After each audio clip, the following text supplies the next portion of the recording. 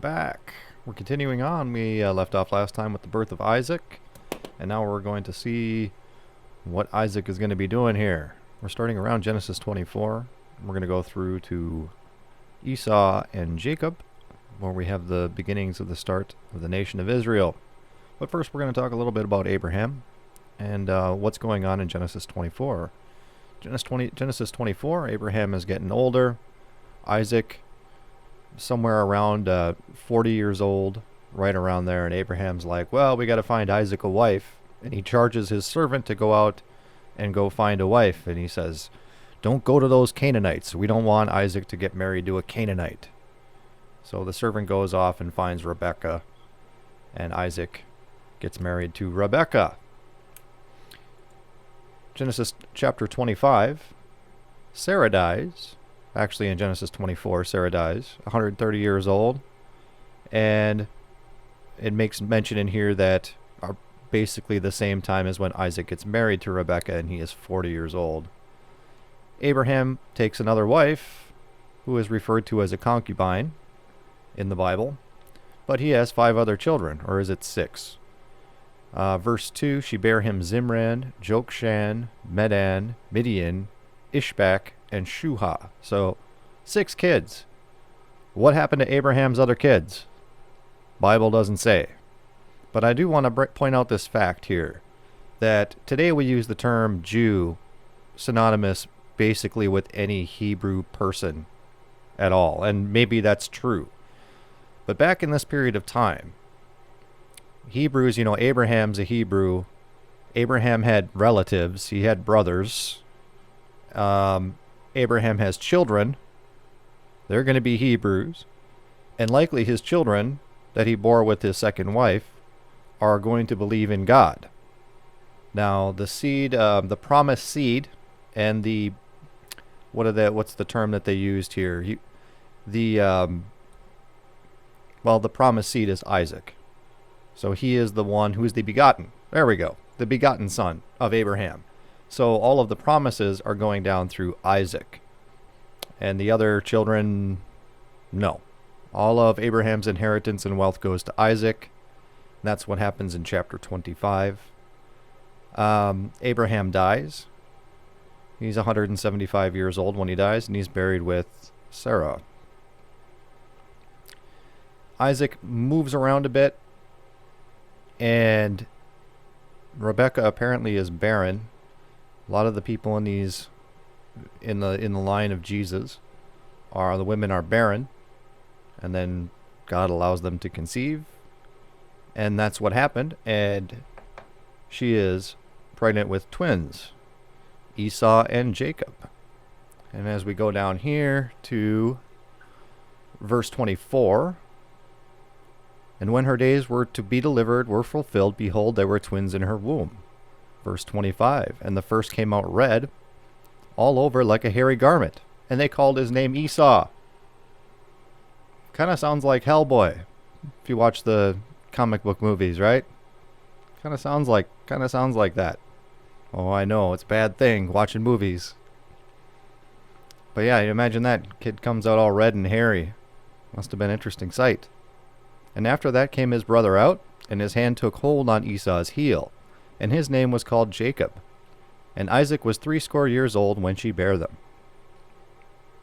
And the boys grew, and Esau was a cunning hunter, a man of the field, and Jacob was a plain man, dwelling in tents. So, Esau is a manly man, goes out and takes charge and does his own thing, and Jacob is kind of a mama's boy, who likes hanging out at home. That's what the Bible says. Isaac loved Esau because he did eat of his venison. So he liked the stuff that he hunted, I guess. But Rebekah loved Jacob. And Jacob sawed pottage, and Esau came in from the field, and he was faint. And Esau said to Jacob, feed me, I pray thee, with that some red pottage, for I am faint. Therefore was his name called Edom. And Jacob said, sell me this day thy birthright. So Esau is out hunting and obviously didn't catch anything, and sees that his brother Jacob is home and comes in and say, yo, give me something to eat. Most brothers would be like, sure, whatever. But Jacob says, yeah, I'll give you something to eat, but I want your birthright. And Esau said, sure, I'm at the point of dying. Give me something to eat. What profit shall my birthright be to me if I'm dead? And the guy's going to die from hunger. Right. And Jacob said, swear to me this day. And he sware unto him, and he sold his birthright unto Jacob. Now the birthright is not the promise that God gave to Isaac, not the blessing. The birthright is the possessions. Being the firstborn of Isaac, his birthright would be the possessions that Isaac had. And whatever stuff, animals and land and whatever. Then Jacob gave Esau bread and pottage of lentils, and he did eat and drink, and rose up and went his way, and thus Esau despised his birthright. So God didn't like that. He sold his birthright for a bowl of beans. That's Esau. That's Esau. There was a famine in the land in the days of Abraham, and Isaac went to Abimelech, king of the Philistines, unto Gerar. Where do we know Abimelech from? He's the guy that Abraham said, yeah, this is not my wife, this is my sister. This is my sister Sarah. And Abimelech, wanted to have Sarah up to the chambers, and God intervened. Why do I bring that up again? Because good old Isaac did the exact same thing with Rebekah. He said, no, Rebekah's my sister. Rebekah, I believe, is actually his cousin, if I'm not mistaken. I could be mistaken on that. And Abimelech's like, you guys, you Hebrews, you Jews there, what are you doing? You're trying to get me in trouble with God again. So he sends out a decree that says no one's to lie with Rebekah.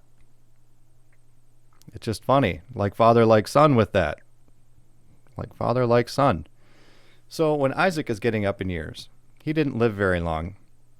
I also do want to bring up Ishmael. He was in chapter 24 of Genesis. There's a brief passage about in there around the same time that, was it Sarah? I think it was around the same time that Abraham died. Ishmael died, and it counts his generations. So Ishmael did not live very long. He was dwelling with the Canaanites. And right here, we have the part where Isaac is going to give the blessing and pass it on down to his son Esau. And what Isaac does is tell Esau to go out and go round me up some deer meat, and then I'm going to bless him. And Jacob does this the mother heard, and tells Jacob, and mom has cooked up a scheme for Jacob to where they're going to cover him in goat's fur, so he's hairy like Esau, and put like this stink on him of animals in the woods, put his jacket on him, and go in there and trick Isaac into giving him the blessing. Isaac does it, because Isaac is blind, can't really tell what's going on, I guess, but blesses Jacob, and Jacob takes off. Right as soon as he's got that blessing, he's like a thief in the night. He's taken off. And Esau comes in, and needless to say, he's a little upset. He didn't care much for the blessing and care much for it before, but now he's upset that he doesn't get the blessing from his father, and says, well, apparently it's a one-time use blessing. Because Esau's like, don't you have any kind of a blessing left?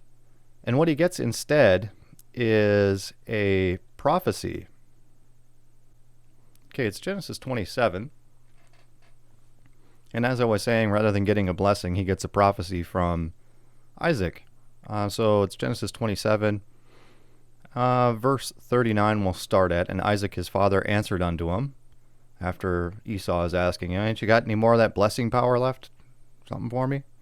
Behold, thy dwelling shall be in the fatness of the earth, and of the dew of heaven from above. And by the sword thou shalt live, and shalt serve thy brother. And it shall come to pass, when thou shalt have dominion, that thou shalt break his yoke off thy neck. Esau eventually goes to live with the Canaanites. We all know those people did not get along with the Jews very much. Did not at all. So this is the prophecy that he gave Esau. And Esau hated Jacob because of the blessing wherewith his father blessed him, And Esau said in his heart, the days of mourning for my father are at hand. Then I will slay my brother Jacob. So he says, as soon as dad dies, I'm going to take out Jacob. And these words of Esau, her elder son, were told to Rebekah. And she sent and called Jacob her younger son. And she said unto him, behold, thy brother Esau is touching thee, doth comfort himself, purposing to kill thee. Now therefore, my son, obey my voice, arise and flee to Laban, my brother, to Haran. So, getting out of Dodge. Says, yeah, Esau is looking for you. You need to get out of Dodge. And we got a place for you. You can go hang out with my brother. Laban is Rebekah's brother. And go stay there for a while. Let things kind of cool down. And this is where we get into Jacob and the 12 tribes of Israel.